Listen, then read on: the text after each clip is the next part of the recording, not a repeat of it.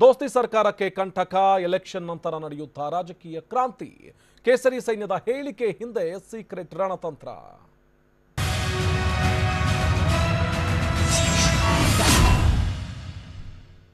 ಎರಡನೇ ಹಂತದ ಮತದಾನ ಹಿನ್ನೆಲೆಯಲ್ಲಿ ಬಿಜೆಪಿ ನಾಯಕರು ಹೇಳಿಕೆ ನೀಡಿದ್ರ. ಮತದಾನದ ಸಂದರ್ಭದಲ್ಲೇ ಬಿಜೆಪಿ ನಾಯಕರು ಸರಣಿ ಹೇಳಿಕೆಯನ್ನ ನೀಡಿದ್ದೇಕೆ? ಮತದಾರರ ಮೇಲೆ ಪ್ರಭಾವ ಬೀರುವುದಕ್ಕೆ ಕಮಲ ನಾಯಕರು ಇಂಥದ್ದೊಂದು ಹೇಳಿಕೆಯನ್ನ ಕೊಟ್ರ?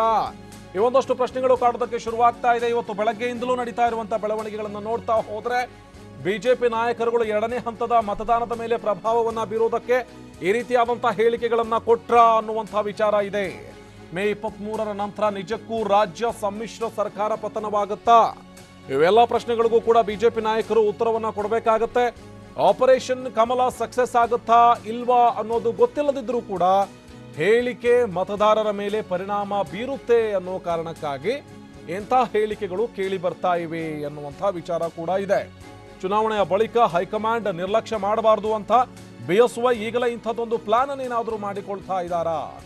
ಯಡಿಯೂರಪ್ಪ ಹೇಳಿಕೆ ಬೆನ್ನಲ್ಲೇ ಸರ್ಕಾರ ಪತನಗೊಳ್ಳುತ್ತೆ ಅನ್ನೋ ಅಭಿಪ್ರಾಯ, ಇಂಥದ್ದೊಂದು ಅಭಿಪ್ರಾಯ ಮೂಡುವ ರೀತಿಯಲ್ಲಿಯೇ ಹೇಳಿಕೆ ನೀಡಿರುವಂಥ ಇತರೆ ಬಿಜೆಪಿ ನಾಯಕರುಗಳು.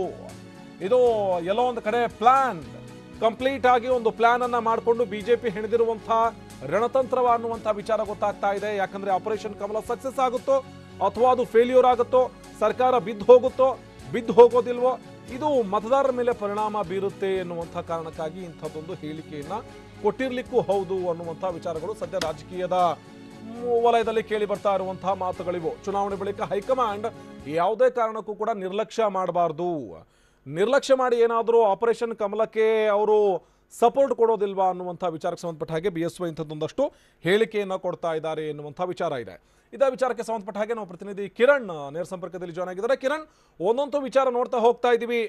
ಪ್ರತಿ ಹಂತದಲ್ಲೂ ಕೂಡ ಬಿಜೆಪಿ ನಾಯಕರುಗಳು ಕೊಡ್ತಾ ಇರುವಂಥ ಹೇಳಿಕೆ, ಜೊತೆಗೆ ಬಿಎಸ್ವೈ ಕೊಡ್ತಾ ಇರುವಂಥ ಹೇಳಿಕೆ, ಇವೆಲ್ಲವನ್ನು ನೋಡ್ತಾ ಹೋದ್ರೆ ಎಲ್ಲೋ ಒಂದು ಕಡೆ ಬಿಜೆಪಿ ಮತದಾರರ ಮೇಲೆ ಪರಿಣಾಮ ಬೀರೋದಕ್ಕೆ ಕೊಟ್ಟಂತ ಹೇಳಿಕೆಯೋ ಅಥವಾ ಈ ಹೈಕಮಾಂಡ್ ಏನಾದರೂ ನಿರ್ಲಕ್ಷ್ಯವನ್ನು ವಹಿಸುವಂಥ ಸಂದರ್ಭದಲ್ಲಿ ಏನಾದರೂ ಈ ನಿರ್ಲಕ್ಷ್ಯ ವಹಿಸಿದ್ರೆ ಸುಮ್ಮನೆ ಯಾಕೆ ಕೂತ್ಕೋಬೇಕು ಅನ್ನುವಂಥ ಹೇಳಿಕೆಯೋ, ಎಲ್ಲ ವಿಚಾರ ಸಂಬಂಧವಾಗಿ ನಾವು ಪ್ರತಿನಿಧಿ ಕಿರಣ್ ನೇರ ಸಂಪರ್ಕದಲ್ಲಿ ಜಾಯ್ನ್ ಆಗಿದ್ದಾರೆ. ಕಿರಣ್, ಒಂದು ವಿಚಾರವನ್ನು ನೋಡ್ತಾ ಹೋಗ್ತಾ ಇದ್ವಿ, ಎಷ್ಟರ ಮಟ್ಟಿಗೆ ಬಿಜೆಪಿ ನಾಯಕರು ಒಬ್ಬೊಬ್ಬರಾಗಿ ಹೇಳಿಕೆಗಳನ್ನ ಕೊಡ್ತಾ ಇದ್ದಾರೆ ಎನ್ನುವಂಥ ವಿಚಾರ. ಇದು ಕೇವಲ ಮತದಾರರ ಮೇಲೆ ಪರಿಣಾಮ ಬೀರುವಂತಹ ಉದ್ದೇಶಕ್ಕಾಗಿ ಕೊಡ್ತಾ ಇರುವಂತಹ ಹೇಳಿಕೆಯೋ ಅಥವಾ ನಿಜವಾಗ್ಲೂ ಕೂಡ ಅಂಥ ಒಂದಷ್ಟು ಬೆಳವಣಿಗೆಗಳೇನಾದರೂ ನಡೀತಾ ಇದೆಯಾ ಕಿರಣ್?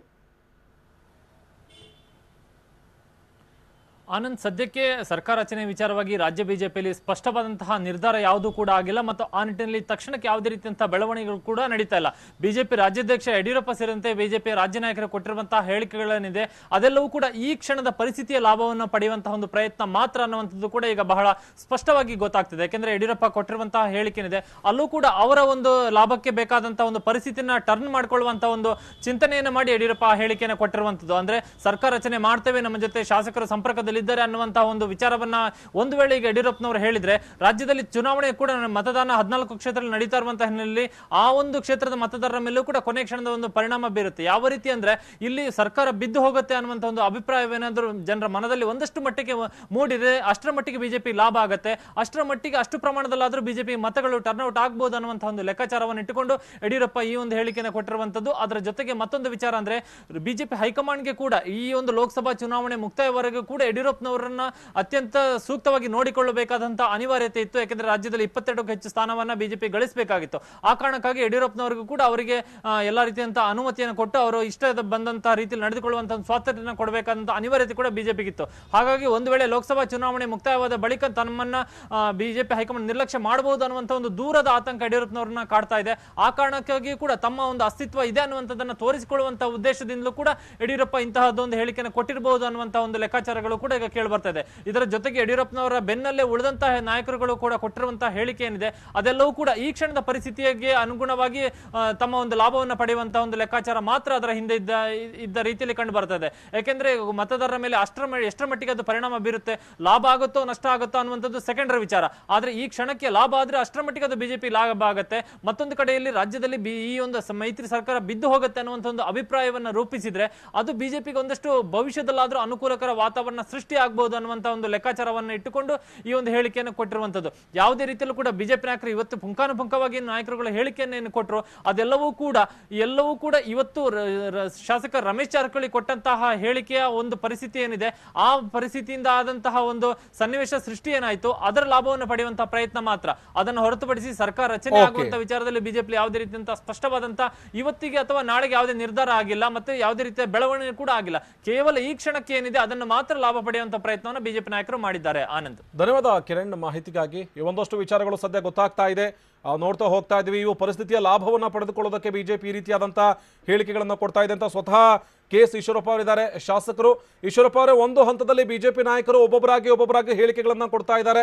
ಇಲ್ಲ ಸರ್ಕಾರ ಬಿದ್ದು ಹೋಗುತ್ತೆ, ಮೇ 23 ನಂತರದಲ್ಲಿ ಏನೋ ಒಂದು ಕ್ರಾಂತಿ ಆಗ್ಬಿಡುತ್ತೆ ರಾಜಕಾರಣದಲ್ಲಿ ಎನ್ನುವಂತಹ ವಿಚಾರ ಇದೆ. ಏನಿದು ಬಿಜೆಪಿ ಮಾಡ್ಕೊಂಡಿರುವಂತಹ ಮಾಸ್ಟರ್ ಪ್ಲಾನ್ ಅಂತ? ಇದರಲ್ಲಿ ಬಿಜೆಪಿ ಮಾಸ್ಟರ್ ಪ್ಲಾನ್ ಯಾವುದೂ ಇಲ್ಲ. ಕಾಂಗ್ರೆಸ್ಸು ದಿನ ದಿನ ಅವಸಾನದತ್ತ ಹೋಗ್ತಾ ಇದೆ. ಇದು ವಿಧಾನಸಭೆ ಅಧಿವೇಶನ ನಡೀತಾ ಇರೋಂಥ ಸಂದರ್ಭದಲ್ಲಿ ಅನೇಕ ಕಾಂಗ್ರೆಸ್ ಶಾಸಕರು ಬಾಂಬೆ ಹೋಗಿ ಸೇರ್ಕೊಂಡಿದ್ರು. ರಮೇಶ್ ಜಾರಕಿಹೊಳಿ, ಉಮೇಶ್ ಜಾಧವ್ ಎಲ್ಲ ಸೇರ್ಕೊಂಡಾಗಲೂ ಕೂಡ ಕಾಂಗ್ರೆಸ್ಸರು ಹೇಳ್ತಾ ಇದ್ರು ಬಿಜೆಪಿ ಆಪರೇಷನ್ ಕಮಲ ಮಾಡುತ್ತೆ ಅಂತ. ನಾವು ಯಾವ ಆಪರೇಷನ್ ಕಮಲನೂ ಮಾಡಲಿಲ್ಲ. ಅವರು ಹೇಳ್ತಾ ಇದ್ರು ಕಾಂಗ್ರೆಸ್ನವರು, ಮಹಾರಾಷ್ಟ್ರದಲ್ಲಿ ಬಿಜೆಪಿ ಗೌರ್ಮೆಂಟ್ ಇದೆ, ಅವರು ಗೃಹಬಂಧನದಲ್ಲಿ ಕಾಂಗ್ರೆಸ್ ಎಮ್ ಎಲ್ ಎಗೆ ಇಟ್ಟಿದ್ದಾರೆ ಅಂತ. ನಾವು ಹೇಳಿದ್ವಿ ನಮಗೂ ಅದಕ್ಕೂ ಸಂಬಂಧ ಇಲ್ಲ ಅಂತ. ಹೊರಗಡೆ ಬಂದಮೇಲೆ ಕಾಂಗ್ರೆಸ್ ಶಾಸಕರು ಹೇಳಿದ್ರು ನಮ್ಗೆ ಯಾವ ಗೃಹಬಂಧನೂ ಇರಲಿಲ್ಲ, ಈ ಕಾಂಗ್ರೆಸ್ JDS ಮೈತ್ರಿ ಸರ್ಕಾರದ ಬಗ್ಗೆ ನಮ್ಗೆ ಅಸಮಾಧಾನ ಇದೆ, ಹಾಗಾಗಿ ನಾವೇ ಹೋಗಿದ್ವಿ ಅಂತ ಅಂದ್ಕೊಂಡು ಅವತ್ತೇ ಹೇಳಿದ್ರು. ಅವರ ಅಸಮಾಧಾನಕ್ಕೂ ನಮಗೂ ಸಂಬಂಧ ಇಲ್ಲ. ಈಗ ಉಮೇಶ್ ಜಾಧವ್ ರಾಜೀನಾಮೆ ಕೊಟ್ಟರು, ರಮೇಶ್ ಜಾರಕಿಹೊಳಿ ರಾಜೀನಾಮೆ ಕೊಡ್ತೀನಿ ಅಂತ ಹೇಳ್ತಾರೆ. ಇದು ಕಾಂಗ್ರೆಸ್ನಲ್ಲಿರುವಂಥ ಶಾಸಕರನ್ನ ಹಿಡಿದು ಇಟ್ಕೊಂಡ ಶಕ್ತಿ ಇಲ್ಲದಂಥ ಕಾಂಗ್ರೆಸ್ ನಾಯಕರು ಬಿಜೆಪಿ ಮೇಲೆ ಆಪಾದನೆ ಮಾಡ್ತಾರೆ. ಇನ್ನೊಂದು ವಿಚಾರ ಇದೆ. ಹಾಗಿದ್ರೆ ಈಶ್ವರಪ್ಪ ಅವರೇ, ಬಿಜೆಪಿ ಅವರು ಯಾವುದೇ ಕಾರಣಕ್ಕೂ ರಮೇಶ್ ಜಾರಕಿಹೊಳಿ ಅವರು ಹೇಳಿಕೆ ಕೊಟ್ಟ ನಂತರದಲ್ಲಿ ಎಷ್ಟರ ಮಟ್ಟಿಗೆ ಮಾತಾಡೋದಕ್ಕೆ ಶುರು ಮಾಡಿದ್ದಾರೆ ಅಂದ್ರೆ, ಇಲ್ಲ ಅವ್ರು ಕಾಂಗ್ರೆಸ್ ಬಿಟ್ಟ ನಂತರ ಅವ್ರ ಜೊತೆಗೆ ನಾವು ಮಾತಾಡ್ತೀವಿ ಅನ್ನುವಂಥ ಹೇಳಿಕೆಯನ್ನ ಸಂಸದರು ಕೂಡ ಕೊಡೋಕೆ ಶುರು ಮಾಡಿದ್ದಾರೆ. ಹಾಗಿದ್ರೆ ಬಿಜೆಪಿ ಇಲ್ಲಿ ಸುಮ್ಮನೆ ಕೂತಿದೆ, ಎಲ್ಲವನ್ನು ನೋಡ್ತಾ ಸುಮ್ಮನೆ ಕೂತಿದೆಯೋ ಅಥವಾ ಆಪರೇಷನ್ ಕಮಲ ಮಾಡೋದಕ್ಕೆ ಮುಂದಾಗ್ತಾ ಇಲ್ವಾ ಅಂತ? ಅವರು ರಾಜೀನಾಮೆ ಕೊಟ್ಬಿಟ್ಟು ಬರಲಿ, ಕೆಲವರು ನಾವು ಮಾತಾಡ್ತೀವಿ ಅಂತ ಅವ್ರ ಸ್ನೇಹ ಇರೋದಂತ ಹೇಳ್ತಿರ್ಬೋದು. ಅಧಿಕೃತವಾಗಿ ಭಾರತೀಯ ಜನತಾ ಪಾರ್ಟಿಯವರು ನಾವ್ಯಾರು ಕೂಡ ಅವ್ರ ಹತ್ರ ಈ ನಿಮಿಷ ತನಕ ನಾವೇನು ಮಾತಾಡಿಲ್ಲ. ಅವ್ರು ರಾಜೀನಾಮೆ ಕೊಡಲಿ, ರಾಜೀನಾಮೆ ಅವ್ರು ಕೊಟ್ಟ ತಕ್ಷಣ ಕಾಂಗ್ರೆಸ್ನಲ್ಲಿ ಇನ್ನೂ ಅನೇಕ ಅಸಮಾಧಾನ ಇರುವಂಥ ವ್ಯಕ್ತಿಗಳು ನಮ್ಮ ಹತ್ರ ಮಾತಾಡಿದ್ದಾರೆ. ಅವರೆಲ್ಲರೂ ಕೂಡ ಕ್ಯೂ ನಿಂತಿದ್ದಾರೆ ರಾಜೀನಾಮೆ ಕೊಡ ಕಾಂಗ್ರೆಸ್ಸಿಗೆ. ಗೊತ್ತಾಗುತ್ತೆ ಇವತ್ತಿಲ್ಲ ನಾಳೆ ಆ ಕಾಂಗ್ರೆಸ್ಸಿನ ಪರಿಸ್ಥಿತಿ ಅನ್ನೋದು ಹೊರಗೆ ಗೊತ್ತಾಗುತ್ತೆ. ಈಶ್ವರಪ್ಪ ಅವರೇ, ನೀವೇ ಹೇಳ್ತಾ ಇದ್ರಿ ಇಲ್ಲ ಕ್ಯೂ ನಿಂತಿದ್ದಾರೆ ಕಾಂಗ್ರೆಸ್ ಮತ್ತು ಕಾಂಗ್ರೆಸ್ನ ಒಂದಷ್ಟು ಶಾಸಕರು ಅಂತ ಹೇಳಿ. ಒಂದು ಕಡೆ ಕ್ಯೂ ನಿಂತಿದ್ದಾರೆ ಶಾಸಕರು ಪಕ್ಷಕ್ಕೆ ರಾಜೀನಾಮೆ ಕೊಡೋದಕ್ಕೆ ಅಂತ ನೀವೇ ಹೇಳ್ತೀರಿ, ಇತ್ತ ಬಿಜೆಪಿ ಯಾವುದೇ ಕಾರಣಕ್ಕೂ ಆಪರೇಷನ್ ಕಮಲ ಮಾಡ್ತಾ ಇಲ್ಲ ಅನ್ನುವಂಥ ವಿಚಾರನೂ ಹೇಳ್ತಾ ಇದ್ದೀರಿ. ಹೇಗಿದು ಎರಡು ನಿಲುವುಗಳು ಈಶ್ವರಪ್ಪ ಅವರೇ? ಹಲೋ ಈಶ್ವರಪ್ಪ ಕೇಳಿಸ್ತಾ ಇದೆಯಾ? ಹೇಳಿ. ಅಲ್ಲ, ನೀವು ಒಂದ್ ಕಡೆ ಹೇಳ್ತಾ ಇದ್ದೀರಿ ಕಾಂಗ್ರೆಸ್ನ ಶಾಸಕರು ಕ್ಯೂ ನಿಂತಿದ್ದಾರೆ ಅಂತ ಒಂದ್ ಕಡೆ ಹೇಳ್ತಾ ಇದ್ದೀರಿ, ಮತ್ತೊಂದು ಕಡೆ ಆಪರೇಷನ್ ಕಮಲ ನಾವ್ಯಾಕೆ ಮಾಡೋದಕ್ಕೆ ಹೋಗೋಣ ಅಂತ ಕೇಳ್ತಾ ಇದ್ದೀರಿ. ಹಲೋ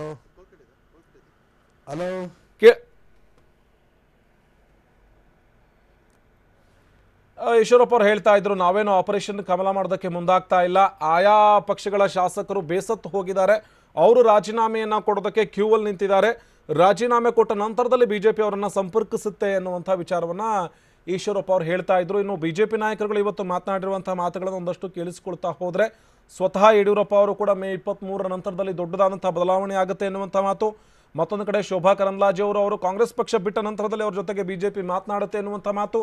ಇನ್ನೊಂದು ಕಡೆ ಬಳ್ಳಾರಿನಲ್ಲಿ ಸೋಮಶೇಖರ್ ರೆಡ್ಡಿ ಕೊಟ್ಟಿರುವಂತಹ ಹೇಳಿಕೆ, ಇಲ್ಲ ಬರೀ ಆ ಭಾಗದ ಶಾಸಕರಷ್ಟೇ ಅಲ್ಲ, ಬಳ್ಳಾರಿಯ ಕೆಲವೊಂದಷ್ಟು ಶಾಸಕರು ಕೂಡ ಬಿಜೆಪಿಗೆ ಸೇರ್ಪಡೆ ಆಗ್ತಾರೆ ಅಥವಾ ಬಿಜೆಪಿಗೆ ಬರ್ತಾರೆ ಎನ್ನುವಂಥ ವಿಚಾರ. ಇವೆಲ್ಲವನ್ನು ನೋಡ್ತಾ ಹೋದ್ರೆ ಮೇ 23 ನಂತರದಲ್ಲಿ ರಾಜಕಾರಣದಲ್ಲಿ ಏನಾದರೂ ಅಂಥ ದೊಡ್ಡದಾದಂಥ ಬದಲಾವಣೆಯಾಗುತ್ತಾ ಅನ್ನುವಂಥ ಪ್ರಶ್ನೆ ಇದೆ. ಯಾಕಂದರೆ ಬಿಜೆಪಿ ಪ್ರತಿ ಬಾರಿಯೂ ಕೂಡ ಒಂದೊಂದು ಹೇಳಿಕೆಗಳನ್ನು ಒಂದೊಂದು ಡೇಟನ್ನು ಫಿಕ್ಸ್ ಮಾಡ್ತಾ ಹೋಗ್ತಾ ಬಂದಿತ್ತು. ಆಪರೇಷನ್ ಕಮಲ ಆಗಿಯೇ ಬಿಡ್ತು ಅನ್ನುವಷ್ಟರ ಮಟ್ಟಿಗೆ ಒಂದಷ್ಟು ಜನ ಶಾಸಕರು ಹೋಗಿ ಮುಂಬೈನಲ್ಲಿ ಕೂತಿದ್ರು. ಈಶ್ವರಪ್ಪ ಅವರೇ, ನೀವೇ ಹೇಳ್ತಾ ಇದ್ರಿ ಒಂದಷ್ಟು ಜನ ಮುಂಬೈಗೆ ಹೋಗಿ ಕೂತಿದ್ರು, ಇನ್ನೊಂದಷ್ಟು ಜನ ಬೇರೆ ಕಡೆ ಹೋಗಿದ್ರು, ನಾವು ಆಪರೇಷನ್ ಕಮಲ ಮಾಡ್ತಿಲ್ಲ, ಬಟ್ ಅವರು ರಾಜೀನಾಮೆ ಕೊಡೋದಕ್ಕೆ ಕ್ಯೂ ಅಲ್ಲಿ ನಿಂತಿದ್ದಾರೆ ಅಂತ.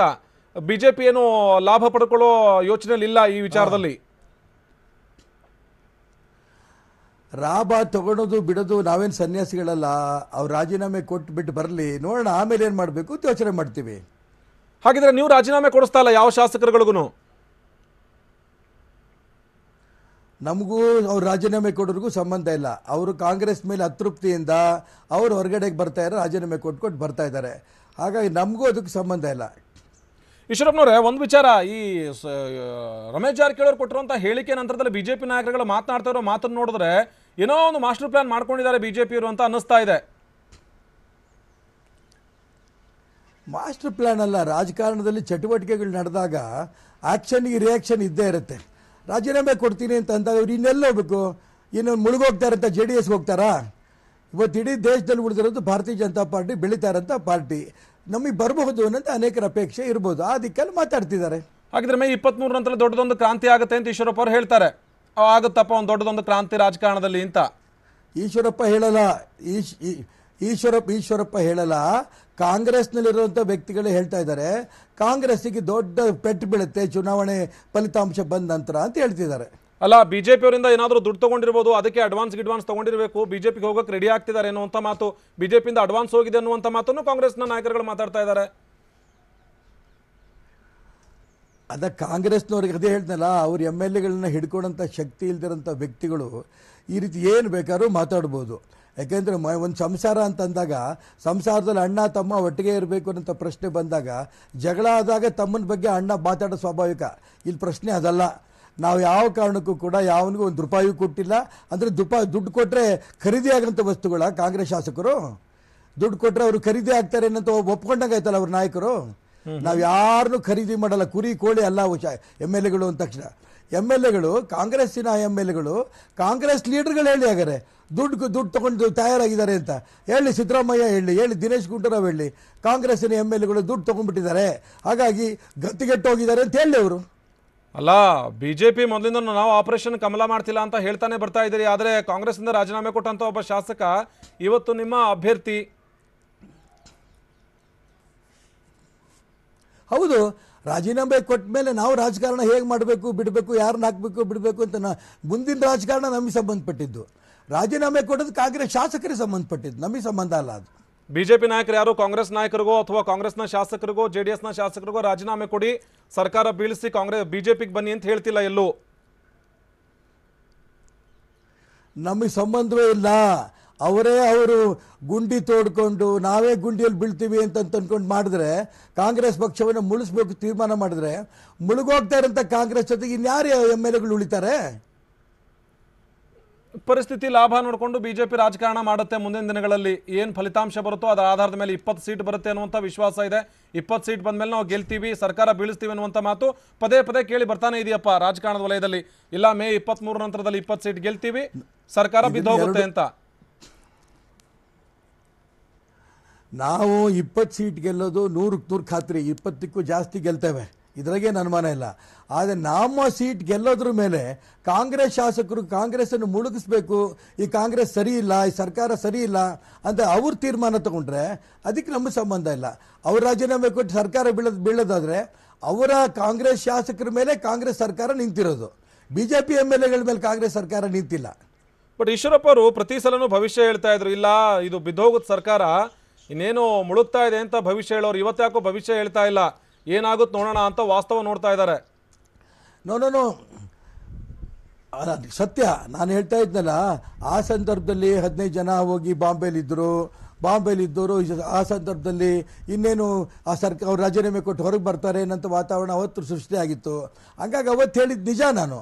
ಆದರೆ ಇವಾಗಿನ ಪರಿಸ್ಥಿತಿನಲ್ಲಿ ಯಾರ್ಯಾರು ರಾಜೀನಾಮೆ ಕೊಡ್ತಾರೆ, ಯಾರ್ಯಾರು ರಾಜೀನಾಮೆ ಕೊಡಲ್ಲ, ಫಲಿತಾಂಶ ಬಂದ ನಂತರ BJP 20-22 ಸೀಟ್ ಗೆದ್ದ ನಂತರ ಇನ್ನೂ ಎಷ್ಟು ಜನ ರಾಜೀನಾಮೆ ಕೊಡ್ತಾರೆ ನೋಡೋಣ. ಅಂದರೆ ಹಿಂದೆ ಹೋಗಿದ್ದ ಶಾಸಕರ ನಡೆ ಏನಿತ್ತು ಅದರಲ್ಲೂ ಬಿಜೆಪಿಯ ಯಾವುದೇ ರೀತಿಯಾದಂಥ ಪಾತ್ರ ಇರಲಿಲ್ಲ, ಈಗಲೂ ಯಾವುದೋ ಪಾತ್ರ ಇಲ್ಲ ಅಂತ ಈಶ್ವರಪ್ಪ ಅವರು ನೇರವಾಗಿ ಹೇಳ್ತಿದಾರಪ್ಪ. ಯಾವ ಪಾತ್ರನೂ ಇಲ್ಲ, ಹೋಗಿರೋರು ಅವ್ರ ಪಕ್ಷದ ಶಾಸಕರು, ಅವರು ಬೇಸತ್ತು ಹೋಗಿದ್ದಾರೆ, ನಮ್ಮ ನಡೆ ಏನೂ ಇಲ್ಲ ಅಂತ, ಅದ್ರಲ್ಲಿ ನಮ್ಮ ಪಾತ್ರ ಏನೂ ಇಲ್ಲ ಅಂತ. ಅವರೇ ಆಟದ ಗೊಂಬೆ ಏನ್ರಿ, ದುಡ್ಡು ಕೊಟ್ಟರೆ ಕೊಂಡ್ಕೊಳಕ್ಕೆ, ಅದು ಕೊಟ್ಟರೆ ಬೇರೆ ಬೇರೆ ವಿಚಾರಕ್ಕೆ. ಅವ್ರಿಗೆ ಸ್ವತಂತ್ರವಾಗಿ ಯೋಚನೆ ಮಾಡೋಂಥ ಶಕ್ತಿ ಇದೆ. ಜನ ಅವ್ರನ್ನ ಆಯ್ಕೆ ಮಾಡಿದ್ದಾರೆ. ಆಯ್ಕೆ ಮಾಡಿದ ಜನ ಈ ಸರ್ಕಾರ ಬೇಡ ಅಂತ ತೀರ್ಮಾನ ಮಾಡೋದಕ್ಕೆ ಕಾಣ್ತಾ ಇದೆ. ಬೇಡ ಅಂತ ತೀರ್ಮಾನ ಮಾಡೋಕ್ಕೆ ಅಳ್ತೆಗೋಲೇನು? ಚುನಾವಣೆ.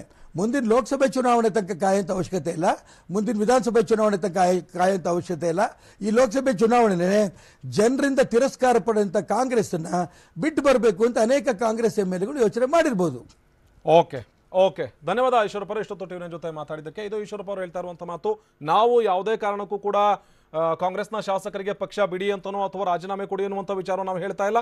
ಅವರೇ ಪಕ್ಷವನ್ನು ಬಿಟ್ಟು ಬಂದ ನಂತರದಲ್ಲಿ ನಾವೇನು ತೀರ್ಮಾನವನ್ನು ಕೈಗೊಳ್ಳಬೇಕು ತೀರ್ಮಾನವನ್ನು ಕೈಗೊಳ್ತೀವಿ ಅನ್ನುವಂಥ